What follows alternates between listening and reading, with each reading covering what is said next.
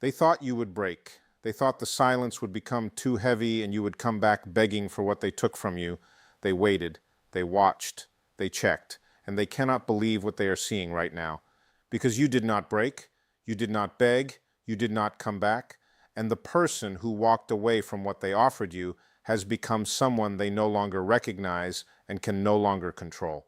Stay right here, because what I am about to tell you is going to set something free inside you that has been waiting a very long time. I am speaking to you right now, the chosen one who made a decision that not everyone understood, who walked away from something that looked important on the outside, but was costing you everything on the inside. You left a situation, a relationship, a version of yourself, a space that was slowly draining the life out of you, and you did it without fully knowing what was waiting on the other side.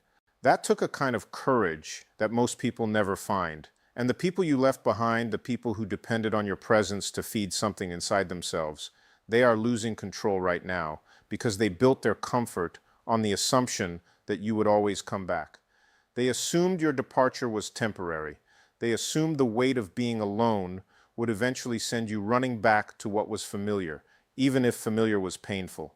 They assumed wrong. I need you to understand what is actually happening in the spirit right now, because this is not just about people and situations in the natural. There is a spiritual dimension to what you walked away from.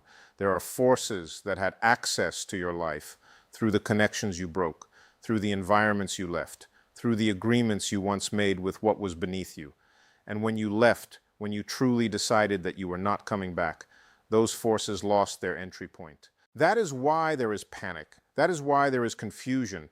That is why the people who once had so much to say about you are now in a place of desperation that even they cannot fully explain.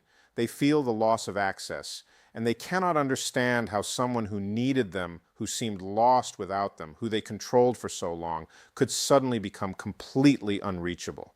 Type Amen if you know exactly what I am talking about. Let me tell you what God was doing during every moment that they were counting on your return.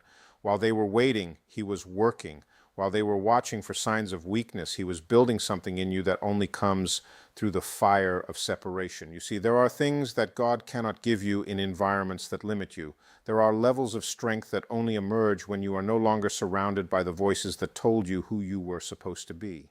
There are dimensions of clarity that only arrive when you stop filling every silence with the noise of what used to feel like belonging. And the moment you walked away, the moment you said enough, even when you were not sure what was coming next, God said, that is the moment I have been waiting for. That is the moment where I can build something in you that cannot be touched by what you left behind. Because here is what your growth looks like to the people who tried to keep you small. It looks like a threat. It looks like a mirror they did not ask to look into. When you begin to rise, when your life begins to expand, when the peace in your face becomes undeniable and the light in your eyes returns, the people who fed on your limitation become deeply uncomfortable. Not because they want bad things for you, though some of them do, but because your freedom exposes their captivity. Your breakthrough makes it harder for them to stay in the story that said nothing could change. Your refusal to return makes their world a little less stable, and that instability is showing up as control. They want to pull you back not because they love you the way love is supposed to feel, but because your absence makes them confront things about themselves that they have been avoiding. Type 111. If you have ever felt someone try to pull you back into who you used to be, you were not created to be manageable. You were not designed to fit neatly into someone else's idea of how much space you were allowed to take up. The God who made you did not measure out your gifts and your purpose with someone else's comfort in mind. He made you full. He made you expansive. He made you with a depth that takes time to discover and a light that when it fully comes on changes every room you enter. And when you were in the environment that was limiting you, that fullness was being compressed, that light was being managed. The people around you had learned how to contain you, how to keep you just uncertain enough, just dependent enough, just small enough that you never fully rose to what you actually were. They called it love, they called it loyalty, they called it belonging, but it was control, and you felt it. Even when you could not name it, you felt it. Something in you always knew that what you were living in was not what you were made for. The day you left was the day that the compression stopped. And what has been happening since then is the slow, steady expansion of who you actually are into the full space that God always intended you to occupy. You are becoming more you with each day that passes, more aligned, more clear, more grounded in the truth of what you carry and what you are called to do. And the people you left behind are watching that expansion, and they cannot handle it because they built their sense of significance on keeping yours contained. Take a moment and like this video because someone else needs this breakthrough today. Now I want to speak to the part of you that still sometimes wonders if you made the right decision. Because even when we leave things that were hurting us, the absence of the familiar can feel disorienting. You may have had moments where you questioned yourself, moments where the loneliness of the new season felt heavier than the pain of the old one, moments where you thought maybe I was wrong, maybe I gave up too soon, maybe I should have tried harder, stayed longer, spoken differently. I want to address that directly because it is important that you settle this in your spirit before you move into what God has next for you. You were not wrong. You were not too hasty. You were not giving up.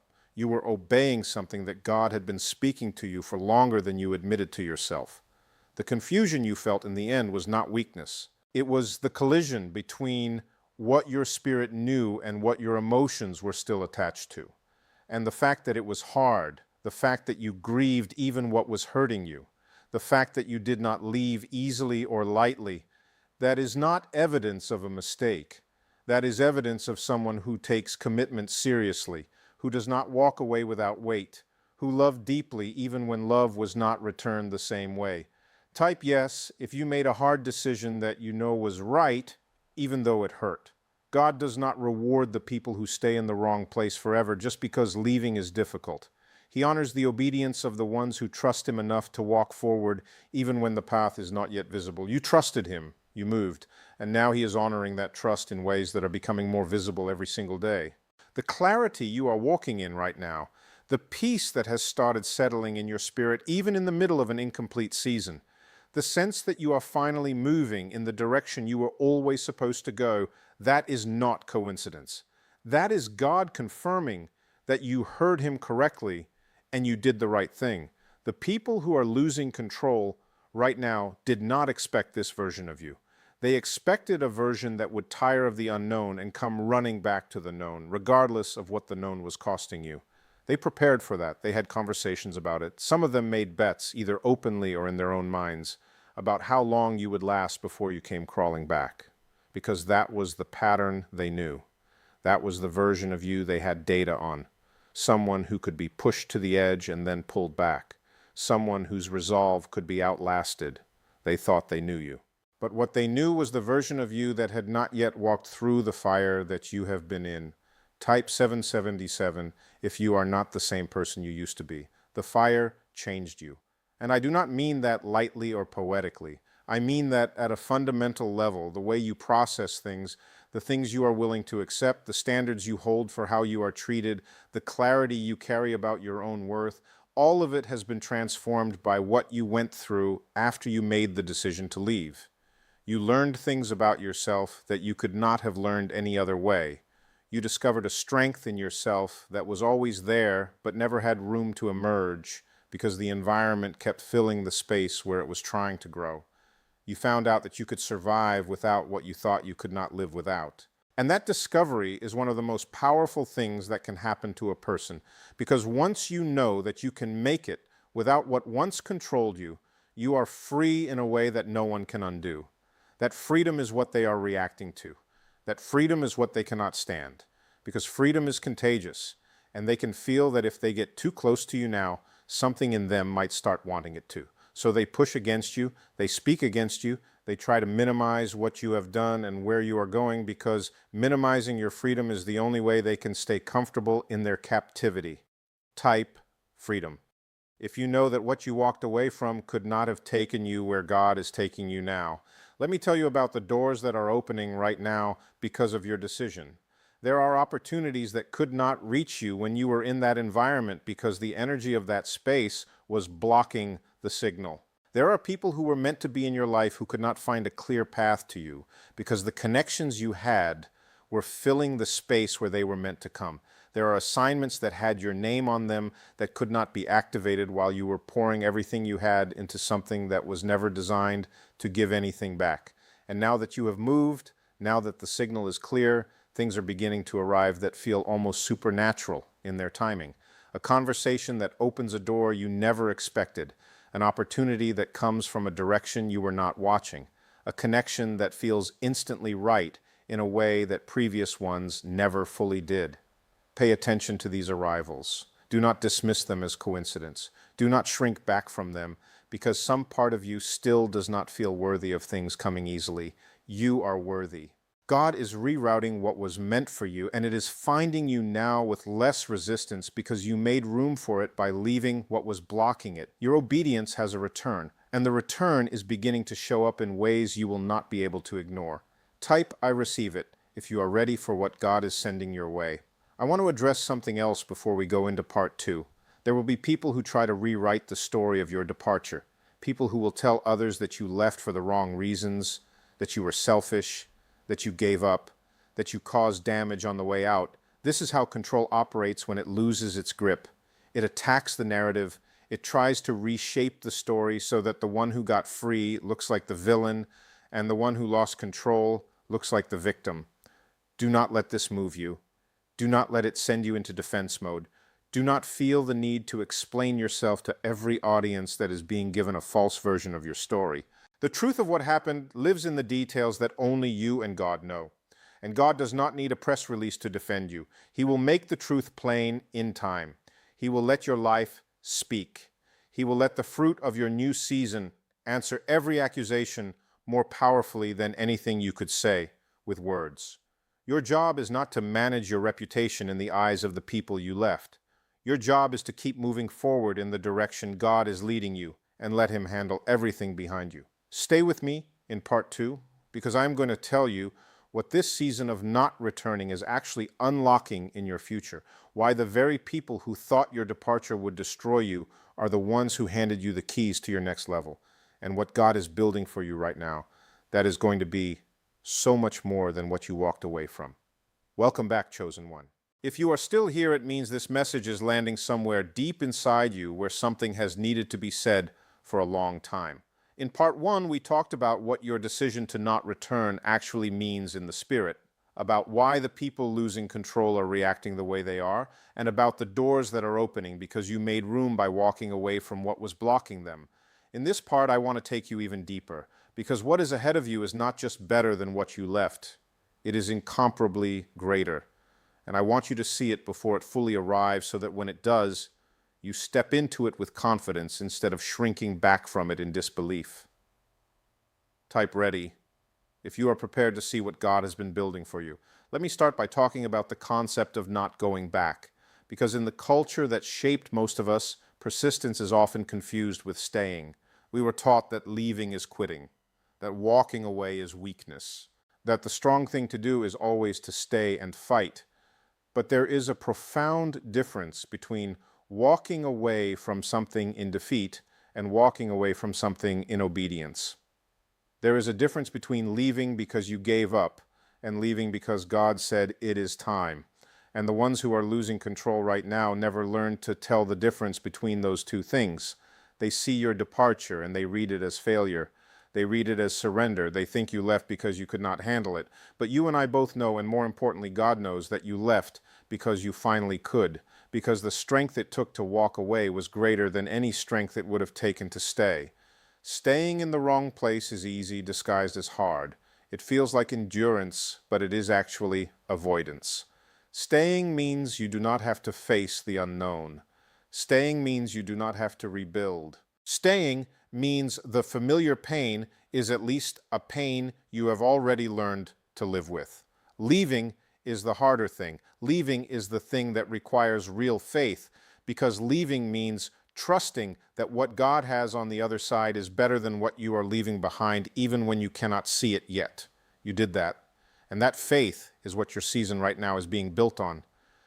Type faith if you left something trusting God with what came next. Now, I want to talk about what the people who are losing control have actually lost. And this is important because I do not want you to feel guilty about it. Some of you have been carrying guilt for how your departure affected others. Some of you have been wrestling with the weight of knowing that your leaving created real pain in real people, and even though you know you had to go, you have not been able to fully release the guilt of the impact. I want to speak to that directly. What those people lost when you left was not the relationship they told you they wanted. What they lost was access. Access to your energy, access to your loyalty, access to the way your presence stabilized their world and covered for the places where they were not willing to do the work of stabilizing it themselves. What they lost was a resource, and resources are not people. You are a person, and a person who is being treated as a resource has every right in God's design to choose themselves. God never asked you to pour yourself out until you were empty for people who were not pouring back. He never designed you to be a well that others draw from indefinitely without anyone ever replenishing what you give. That is not sacrifice, that is exploitation, and the guilt you feel about leaving it is the last chain that the old environment is trying to use to pull you back. Release the guilt. You owed them your best. You gave it. They did not honor it. And when you finally chose yourself, it was not selfish. It was sacred. It was the most God-honoring thing you could have done because you are the temple of the Holy Spirit, and how you allow your temple to be treated is a matter of spiritual significance. Type I release it if you are letting go of the guilt of leaving today. Here is what is happening in the spirit as they lose control. Every time they reach for you and find that you are no longer reachable, something shifts. And that shift is not always comfortable even for you because you can feel them reaching. You can sense the energy of their desperation even when they are not in the same room. Some of you have had moments where you woke up with a heaviness that you could not explain, where a sense of guilt or sadness or longing visited you without a clear reason. That was not weakness. That was a spiritual tug. The connection you had with what you left still has some threads that have not been fully cut, and those threads are being pulled. The work of this season, one of the most important pieces of your healing, is allowing God to fully sever those threads so that what you left behind cannot reach you in the spirit, even when it cannot reach you in the natural. Pray over this. Ask God to cut every spiritual cord that still connects you to what He told you to leave. Ask Him to close every door that was open between you and what is behind you. This is not bitterness. This is not unforgiveness. This is spiritual hygiene. It is the closing of doors that need to be closed so that what God has ahead cannot be contaminated by what is behind. Type cut it if you are asking God to sever every cord that is still pulling you backward.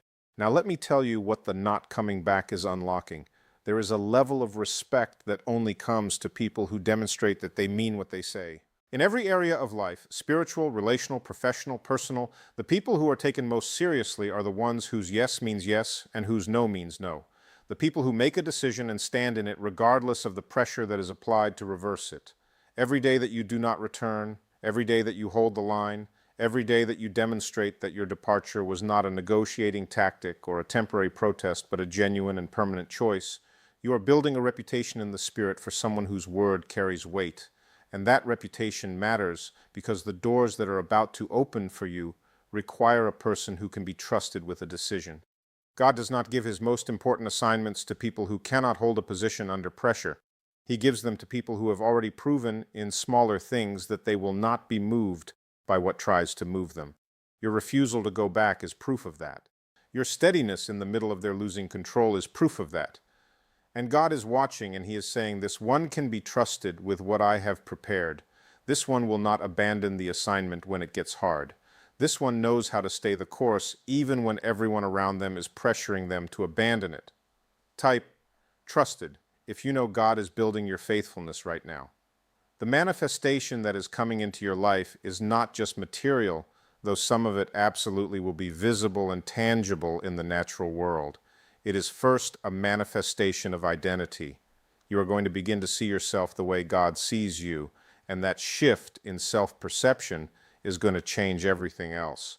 Because when you know who you are, truly know it in the depths of your spirit without needing any external confirmation, the way you move changes. The way you speak changes. The decisions you make change. The things you accept and the things you decline change. The people you attract change. And all of that cascades into a life that looks radically different from the one you had when you were still in what you left.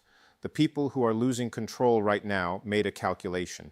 They calculated that your identity was wrapped up enough in them, in their approval, in their world, that you could not sustain a separate sense of self without them. They believed that eventually the question of who you are without them would become too loud and too uncomfortable, and you would return just to have that question answered by their presence again. But God has been answering that question for you. He has been showing you who you are in the quiet, in the spaces between the noise, in the moments where it was just you and Him, and He said, "Let me show you what I put inside you when I made you."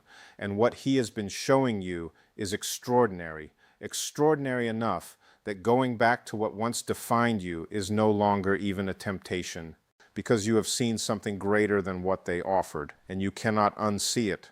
Type "I see it" if God has been showing you who you really are. I want to talk about the new connections that are coming, because one of the fears that keeps people from fully releasing what they left is the fear that they will be alone, that the community they walked away from, even if it was unhealthy, was still the only community they had. And the thought of facing the new season without any community at all is sometimes heavier than the thought of returning to a bad one. I want to speak to that fear directly, and then I want to release something over you that is going to shift it. The God who told you to leave is not a God who leads you into isolation. He is a God who leads you through isolation into community that actually fits who you are becoming. The loneliness of this season is not permanent. It is transitional. It is the space between what was and what is coming. And what is coming in terms of the people God is bringing into your life is going to be so aligned with your purpose, so genuinely connected to who you actually are, so different from what you settled for before, that you are going to marvel at the contrast. You are going to look back at what you thought you needed and realize that what God had prepared was so much better that comparison feels almost impossible. The right people are already in motion toward you. Some of them are being freed from their own wrong environments right now. Some of them are completing a season that will conclude just as yours is expanding.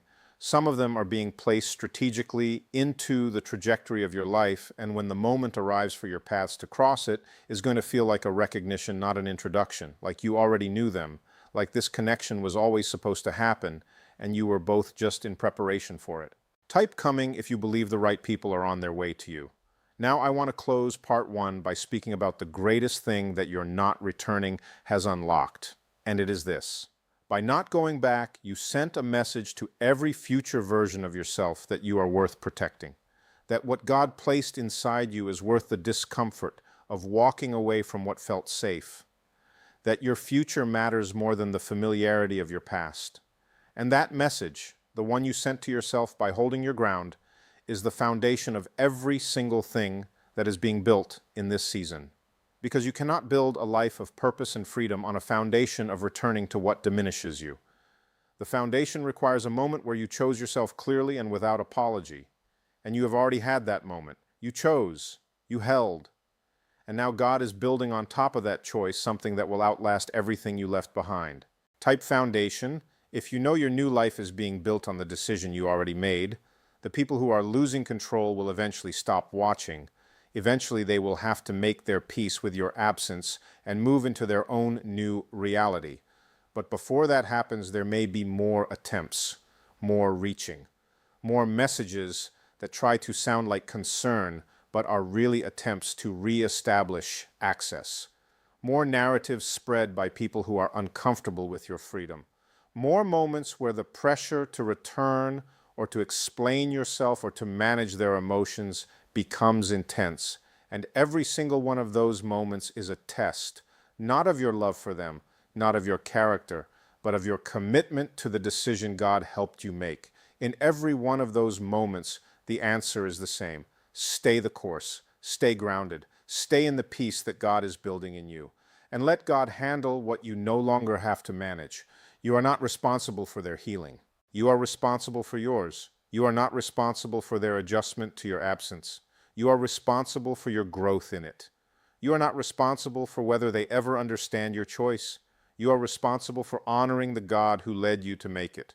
And when you stay in your lane, when you keep your eyes forward, when you trust the process completely, what is ahead of you will make everything you let go of look small in comparison. Type "forward." If you have made the decision to never look back, God sees every moment of this journey. He saw the moment you decided to leave, and He was already preparing the path before your feet even stepped onto it. He sees you right now in this moment of watching and waiting and wondering, and he is telling you that the wait is almost over, that what he has been building in the time of your not returning is about to become visible, that the season you are entering is not a continuation of the struggle. It is the beginning of the reward for your faithfulness, and it is going to be more than you asked for, more than you planned for, more than the enemies who are losing control ever imagined when they thought they understood how your story would end. They thought the story ended when you left. They were wrong. The story was just beginning, and the best chapters, the ones with the restoration and the abundance and the clarity and the peace and the right people and the open doors and the fulfilled purpose, those chapters are being written right now. Every day of your not returning is a sentence in those chapters. Every moment of your holding your ground is a paragraph. And the full story, when it is complete, is going to be something that neither you nor anyone watching could have predicted from the place where it started. You are chosen. You have always been chosen. You are not going back. And what is coming forward is going to be so extraordinary that going back will never again even cross your mind. God has you. He always has. And the best is still ahead. Type "I am not going back" if you receive every word of this message today.